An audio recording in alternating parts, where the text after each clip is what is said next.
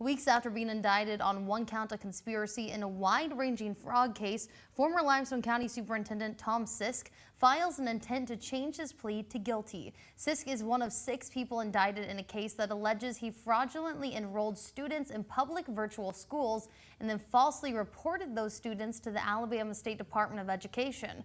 Sisk left Limestone County Schools in September 2019 for a job in Bristol, Tennessee. He has since left that job.